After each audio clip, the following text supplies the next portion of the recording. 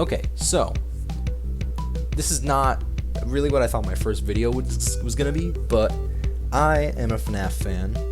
I've kept up with the series since I was a lad, and you know, I was on YouTube, as you do, and ID's Fantasy put a community post out about GhostFNAF doing a poll, as you can see, on common FNAF theories. So I was doing it, and I was like, you know what, this is a great opportunity to just talk about FNAF stuff, because I want to talk about some of this stuff.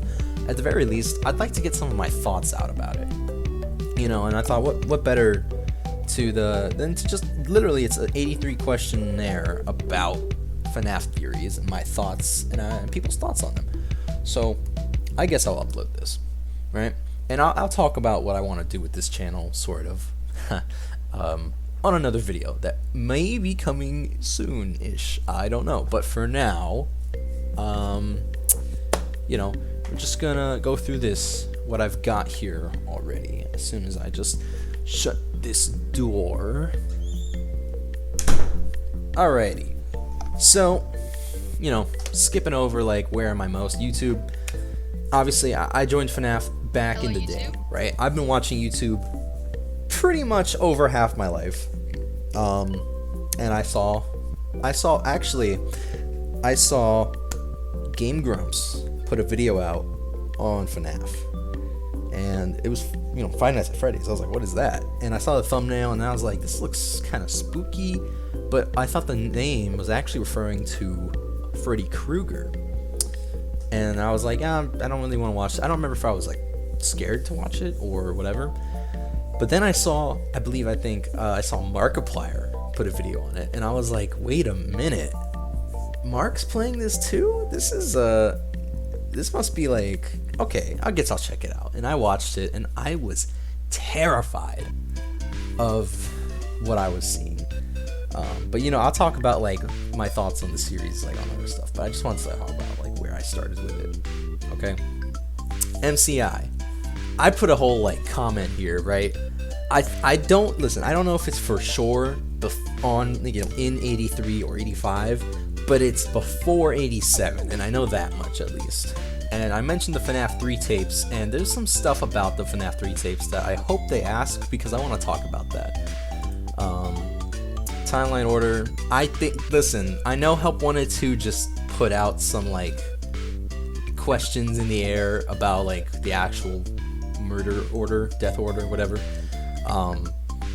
I still think it makes the most sense for the bite of 83 to happen, then William kills Charlotte, and then he, after getting a taste for blood, he does the MCI. I just think that makes the most sense. I'm a very character focused, as you might learn as I start to maybe make content. We'll get, I don't know, we'll see. That's what I believe. All right, MCI order. Yeah, I mean, this is pretty, I think this is like I don't think this matters a whole lot, really. I mean, yes, it does matter because Chica was the first one to be murdered. You know, Susie, poor little Susie. But generally the rest aren't super important. But I do believe it is the order of the gravestones and the heads in FNAF 3's ending. DCI. So some people think that the DCI isn't real. Some people think that Scott was telling us that the MCI happened during the week of FNAF 2 that we play. You know, I think that the DCI is a second set of murders. Mainly because I think the MCI's already happened. That's why the old animatronics, that's why the Wizards are moving around. That's why there's paranormal stuff going on. I don't know why I'm refraining from cursing, as if I'm not going to be a sailor mouth later on, but we'll see where that goes. I just think it makes more sense that the kids are already gone by the time we get to FNAF 2, and that's why the original Freddy's closed. That's just makes the most sense to me. This leads into the next thing, is I don't think the toys are haunted. I genuinely do think the facial recognition was tampered with, or is just not working correctly, because we know that you know, William was convicted, or at the very least that he was like questioned, but he couldn't be like incarcerated, like he couldn't be arrested, right? Like, or I forget, I don't know the terms exactly. He was arrested, but he could not be convicted. Like, they couldn't actually put the charges on him because they had no evidence. Everything was circumstantial. So when they say like, oh, a suspect was like arrested or whatever in the FNAF 1 papers, I don't think that's a retcon to say that William was, you know, free to go. If anything, you know, there's an argument to be made that perhaps Henry was blackmailed, was framed, you know. But we'll get to that, right? So the toys are not haunted to me. I don't think they're haunted. I think they're literally just malfunctioning. You know, they're allowed to walk. I think that's why, you know, Foam Guy has that defense of like their servos locking up in the first game, is because that's the explanation for what happened. That's why the toys were the way they were, right? They were actually malfunctioning. And this is, and this is a thing I don't see a lot of people talk about this. The sprite in FNAF 2 of Mangle in the death minigames, the sprite is, it's, in my opinion, rather chillingly, hauntingly named He Was Here. That's the name of the Mangle sprite in the death minigames, and that tells me that Mangle's moving around and stuff because they were active in the night, and William came back and he murdered another set of kids, and they were powerless to stop him due to you know, one reason or another. But that's why when they're wandering, when Freddy and the puppet are wandering around and save them, and Mangle's active already, is that William was there and Mangle's like freaking out. Like, I think Mangle's, you know, systems, AI, all that was I think they was genuinely just like tweaking because he was here, you know, and they couldn't recognize him because he didn't have a record, because he wasn't able to, the charges couldn't be, you know, put up against him. So with no record, he just like did a thing, and now the animatronics are freaking out. That's what, you know, Phone Guy says in the Night 6 phone call. He says, you know, someone used one of the suits. Now none of them are acting right. You know, everyone's agitated. The robots are freaking out, and the kids are agitated. You know, is Michael Afton in FNAF 2? Yes, I think he is. I think he had to have been Fritz, or at least been in the building at some point, because the FNAF 3 Night Guard, the Fazbear Frights, or actually that's incorrect. That is the book titles. That's the book series. Fazbear's Fright had a night guard who hallucinated old animatronics from the first and second FNAF games, which means, that tells me that they were the same person or had to have been there in both buildings. And I think that just if we know Mike was, you know, Mike Schmidt, so he had to have been in the FNAF 2 building. And look at that, we have a nameless, faceless security guard for one night after everything's already happened, so he's not going to find whoever or whatever he's looking for, show up, and then just disappear. I think that he might have been Fritz Smith. You know, I just think so. Golden Freddy, I don't even want to talk about Andrew, that little shit stain. Yeah, I'm cursing now. He's a little. I don't want to talk about Andrew. That's a whole argument. I think it's Cassidy and the Crying Child, alright? Michael Brooks, that's the Silver Eyes. Andrew, that's a Tails, that's not Tails, that's Fazbear Frights.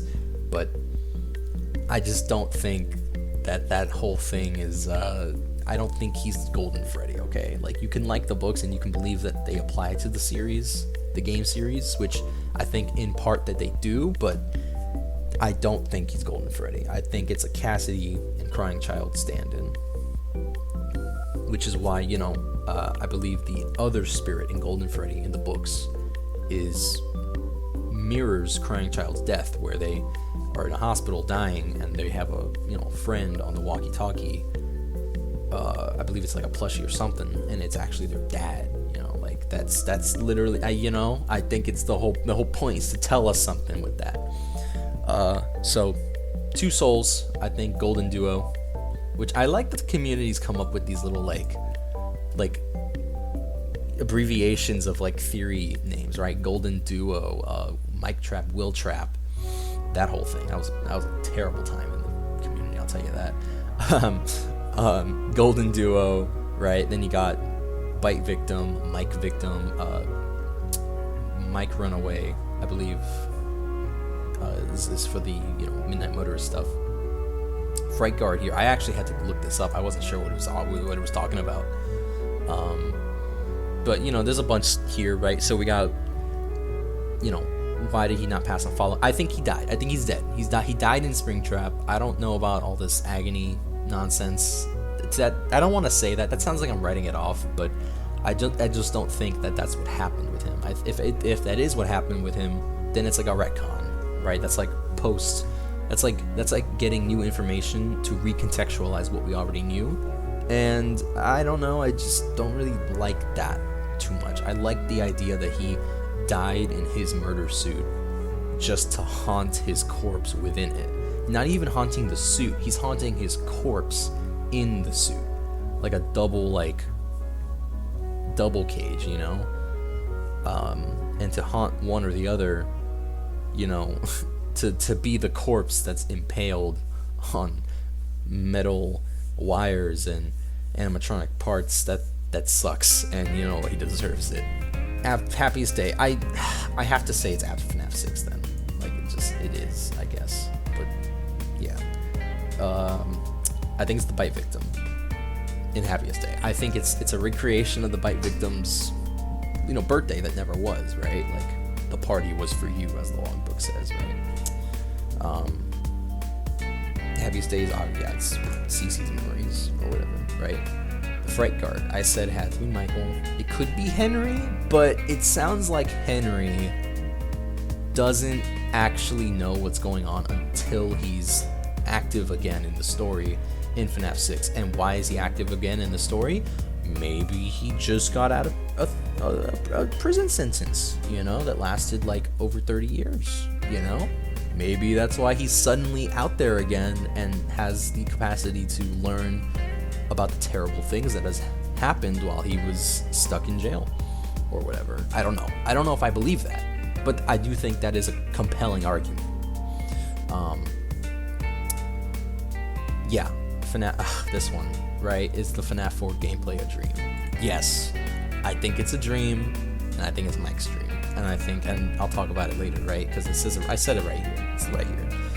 I don't want to talk about Rory. I think that's another stand-in thing. I think it's another to tell us, stuff. I don't think William was experimenting on children, all right? Maybe he tried to or did a little bit, but I don't think I don't think the Fun Time experimentations actually got that far. I don't think they got as far as people like to think they did, because I don't know, because they had to have been active for a couple years, between when I don't know. He made them to kidnap children, so obviously he wanted to experiment on them, right? Which is a whole other thing. We'll get to it, I guess. I don't think Nightmare Shadow Freddy. The file name is called Shadow Freddy. Can someone look that up? Can someone look up what Shadow Freddy's sprite? Maybe I'll look it up and I'll edit it in, right? But Shadow Freddy's sprite. All right, his sprite being named. I wonder what in FNAF 2 Shadow Freddy's sprite is called, and I wonder what his in between night cutscene sprite is in FNAF 3 also, because he leads you to the safe room in FNAF 3's in between night cutscenes. I wonder what his sprite name is there. Sister location. I think it's after FNAF 1. I know this is a huge one. So when is sister location? And I had to think about that too. I was like, it's not asking, about Circus Baby's Pizza World. It's just sister location. So I think it's talking about FNAF 1's closure, because that's the last closure of Freddy's, right? Where, after, and we got the newspaper about Pizza World's closure, saying how look for Circus Baby at a party near you, right, in the near future, implying that the rental service has been open since that time frame. But I just don't think, because because the animatronics had to have been around for a while too, to have like memory and stuff and have resentment for being down there, right? Like they've tried to escape.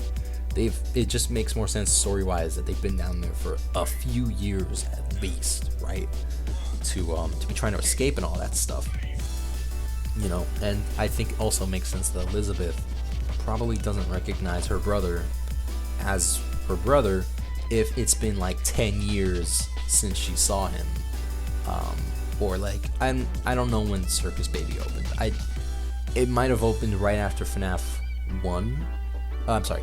It might have happened. So there's Freddy 0, which is where it's the first Freddy's. Then there's Freddy's 87, which is FNAF 2, and then Freddy's, FNAF 1 Freddy's, right? So, I think after the closure of Freddy Fazbear's Pizza, maybe William decided to make murder robots, And I don't think they told us, which animatronics existed. Like obviously we know Circus Baby was around when Circus Baby's Pizza World opened up or did the little test, the pilot day, right? But do we know if the other Fun Times were around at that point? Because they're designed as a unit, as a team, But I think only ever like one is rented to a party at a time, so they never get to work in full unison. I think, or something like that. But anyway, it just makes more sense that she doesn't recognize him as he's like a grown man now in his early 20s versus, And I know people are gonna this is the. This is the thing, right? People are gonna be like, "Oh, but fired for odor." Listen, man, I just think that's a joke. I think that's just a joke. He's stressed. He's sweaty as fuck all night, fighting off these robots in his office, right?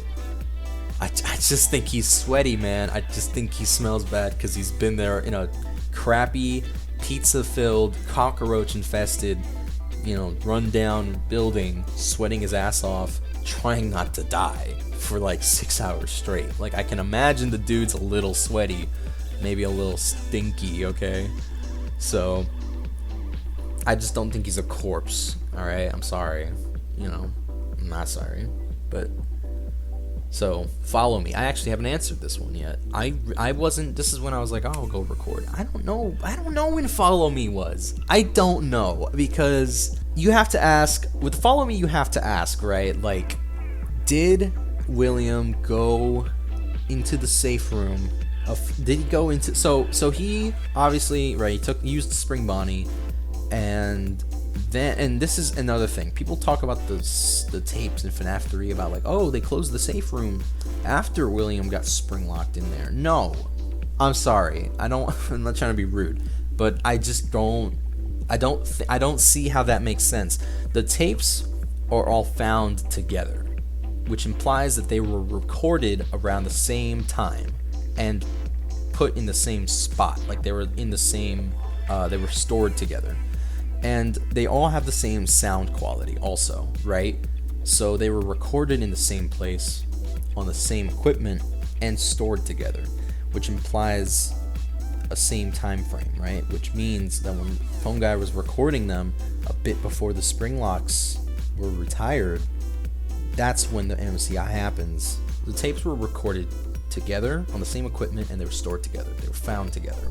It doesn't make sense that he would go back to old ass equipment during FNAF during the early 1990s and record on it a message to suddenly tell who that they're closing the safe room. Because remember, FNAF 1, when FNAF 1 was open, that's the only Freddy's. They closed FNAF 2's location and they relocated to a smaller building on a smaller budget with the OG characters and robots, right? Because they ain't got money. They broke. They got no bag.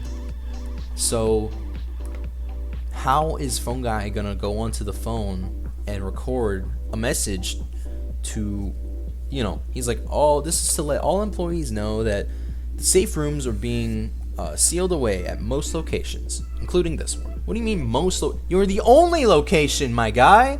So how is he gonna? There is no other locations to be closing a safe room down.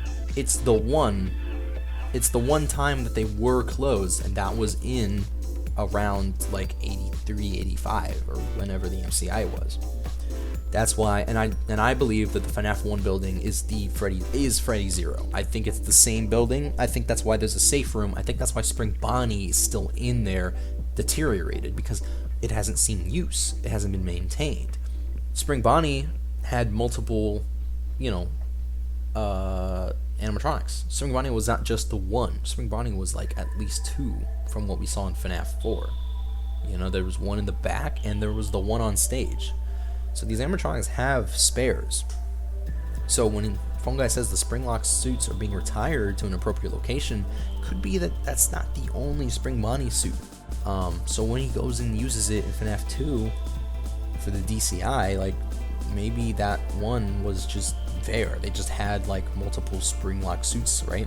But the Springlock suits that were left in the back room in the FNAF Freddy 0, that was untouched. They didn't go, like he said, if you left anything in there, sucks to suck, go cope. We're not getting it out. So by the time of FNAF 2, when they're relocated, they didn't go back there and grab anything. They just still had stuff lying around. They still had, the animatronics on stage, and they had any other spares from other locations that were open, right? Potentially, right? Because there was a Spring Bonnie and a Spring Freddy. There was at least 2 Spring Bonnies in Fredbear's Family Diner. We know that. We saw that in FNAF 4. And there was a Spring Bonnie and a Spring Freddy in Freddy 0. So there's at least like 5 golden suits, or whatever. So yeah. Anyway, follow me. Yeah, I mean, how did I even get to where I was with that? Oh man, jeez, I don't even know how long I've been recording. This is a long list. This is gonna be a long video. No one's gonna watch this. I'll have it up. I'll just leave it up, and if anyone wants to watch it, then they can go ahead, whatever. But yeah, I don't know. I guess it's both. I think it's after FNAF 1. I think it's after FNAF 1. I guess I'll just say that because it makes sense. It makes sense that they'll, they're closing the building down. That's when. See, oh, I know why. Duh. Sorry, I thought about this. So, I think Follow Me happens after FNAF 1 because William needs the suit now. Now he can go get the suit now, right? He probably wasn't allowed back at the building when he was a major suspect, right? So he wasn't allowed to just go get his stuff in the break room, in the sealed room until after everyone's gone. And it's like, well, why didn't he, why does he need this suit? Why doesn't he use one of the ones from FNAF 2 that, there was multiple spring locks that were, stored away after after Freddy 0 closed, due to the MCI, right? Or before it was closed due to the MCI, but the safe rooms were sealed up with anything inside being left there, right? Which is how he finds it still there later on. And in 87, when he does the DCI, he might have just used one of the other Springlock suits that they had stored at that location that wasn't sealed in a safe room. He didn't keep it because if he walked out of the building somehow with Spring Bonnie on him, like he was just wearing it, just waltzed out of there, got in his purple ass car and went home. Like when they came and questioned him, they're gonna search him and they're gonna find he's got a suit back here. That's kind of suspicious, don't you think? He can't be seen with the suit, so he does his business and he gets out of there, right? Fun times, sure. Molten MCI, I guess. Sure. No, but Ballora is not Miss Afton. Symbolically, I mean, sure, like she could be, but I don't know. I don't think it's important if she is or isn't. Mimic and the fun times. I don't really care to like. I can learn about this more like later. I get the idea, but I just don't think it's like necessary. Michael is the Foxy bro. Duh, right? Like, yes. Okay. I know for a while some people were like, Mike victim? But, you know, just, I think over time people have come back to like, yeah, no, he's Foxy bro. You know, it just makes sense. The retcon, I think, is Dream Theory. The retcon's Dream Theory. Like, how could it not be? He said at the time of the retcon being like, saying that there was a retcon, he said that it was around FNAF 5, it was around Sister Location, and no one noticed. It's got to be Dream Theory. No one noticed that, like, oh, you know, it wasn't like no one noticed. No one noticed. Killer was convicted. I need to look that up. I need to look up what convicted means, because I might be misunderstanding. Ooh. Oops. Conviction. Conviction means that they are found guilty. Well then. Let me see. Newspapers. Let's find that real quick. The FNAF 1 newspapers. Let's read these real quick, because... yeah. The suspect was charged. The bodies were never found. Oops. Actually, no, that's not oops. That is not oopsie, because convicted and charged are two different things. Convicted is to be found guilty of a charge.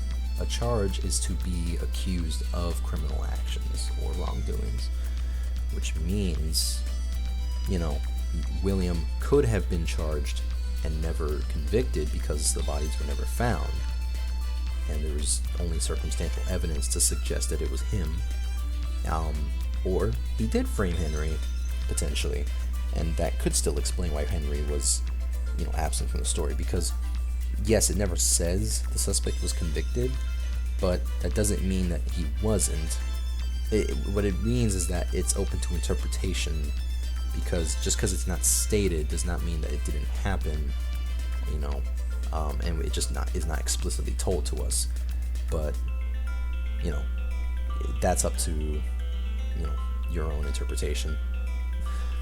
So yeah, Dream Theory, I think, was the retcon, and I do think the Dream Theory was right, 100%. I think that was the intention, and that's why Scott backed off of it. It was like, oh, people are gonna hate this. It was Yellow Guy. Yeah, I think it's William. So I've talked about some of my thoughts so far, and I think I'll stop here at like, oh, this is a good one to stop. Oh, there's some good ones. Oh, these are good questions to stop on. Okay, you know what? We'll stop here at like Dream Theory, and then I'll talk about Midnight Motorist. I'm gonna talk about Midnight Motorist in like this like next little thing here, alright? But this is where this one's gonna stop for now, and I'll put this together. Yeah. This has been an interesting little exercise here. But here's some FNAF for anyone who cares to listen.